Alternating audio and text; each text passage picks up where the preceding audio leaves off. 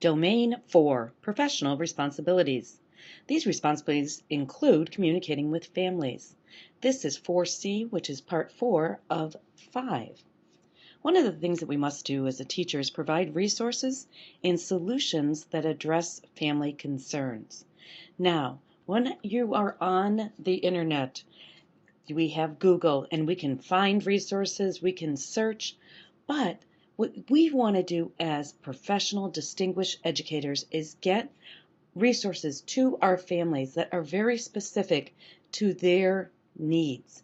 And if we go out and do a search in Google and just put in something like education or teaching or ADD, we could be lost for weeks, going from link to link to link. What parents really need is they need a set of resources that have been looked at by a teacher, examined, and pulled out just the best of the best. Google can give us a lot of stuff, but what we really need for parents is to boil it down to exactly what resources are the best depending on the question. Now, Google has an advanced search, and that helps you really focus a little bit more. But again, if you want to be designated as a distinguished educator, you need to be providing these resources to your families in an organized way. And one way that we organize is using bookmarks. And this is called Diigo, Diigo. This is a website. But what's very different about this is called social bookmarking because you can share your resources with other people. So it's the social part. Traditionally, you've used bookmarks or favorites, and you have marked this and that resource, and they're usually stuck on one computer. What this does is you can tell by the little picture, the Diigo goes to the cloud, meaning your bookmarks are now stored on a server somewhere out on the internet. Then you can access them from any device that you can get on the internet. So if you have your Droid phone, you can access your resources. This is what families today need, access to information from whatever device they have. So Diigo.com. You go to Diigo and you set up an account. And this is actually my friend's account, and she uses this site religiously to capture everything and keep everything in one place. And so what she does is she bookmarks everything that she finds, but if you look on the right, one thing that she does very, very well is tag everything. Now, a tag is a key word. So when you make the bookmark, you go ahead and put in the keyword. So next time you go to search for it, that's the key word that you'll be searching for. So I try very, very hard every time I make a bookmark to include a tag. But the more descriptive you are, the better off you will be in the long run. Okay, so what you do first is you go make an account. It's free. Of course, you put in your email address and go ahead and make an account. And then you can start bookmarking. Now, here is part of my account on Diigo, and I leave everything public.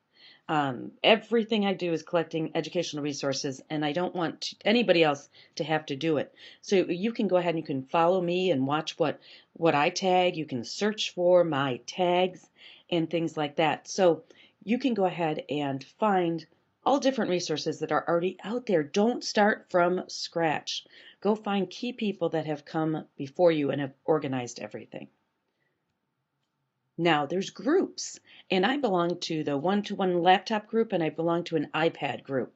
But there's groups that are focused on very specific things, and you can go ahead and join these groups, and then you have a team that's collecting resources. That really helps me get right to the essential resources. I just put a search for interactive whiteboards, and I happen to find this person that's organizing things. And so you can see that the person made a comment about the Smart Notebook app. And then Fred came back and commented on that. So you can have a little bit of the social interaction kind of thing. And so that's really key. That goes on Diigo.com. Remember, Diigo is Diigo.com. that little graphic in the upper left. You know you're in the right place when. You can go ahead and go look up other people, what they're doing, and find just the resources you need. Now, when you go and you sign up for Digo, as soon as we're done, you're going to sign up for Digo, and it is going to ask you if you would like to add the bookmarklet. Bookmarklet. That's the term. And what it is it's a little piece of software that's added into your browser. Now, your browser on your computer might be Firefox, Internet Explorer, Safari, Google Chrome. Those are all browsers. And this little piece of software goes in the browser, and when you go to a website and you want to save that website, there's a little link already built right underneath your address bar. All you do is click, and this comes up. It already puts in the name of the site, and of course it's doing the bookmarking. And right there you can go ahead and put in a description. There's the tags.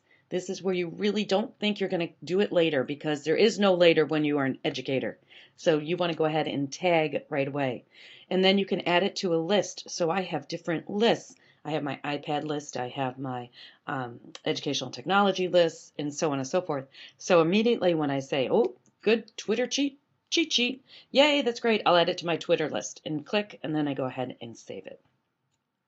You can also share, and you can share on all these different sites. I had no idea that you could do such things. And I was really surprised when I saw this, but it makes a lot of sense now that the people, I was like, how are they bookmarking all of these things?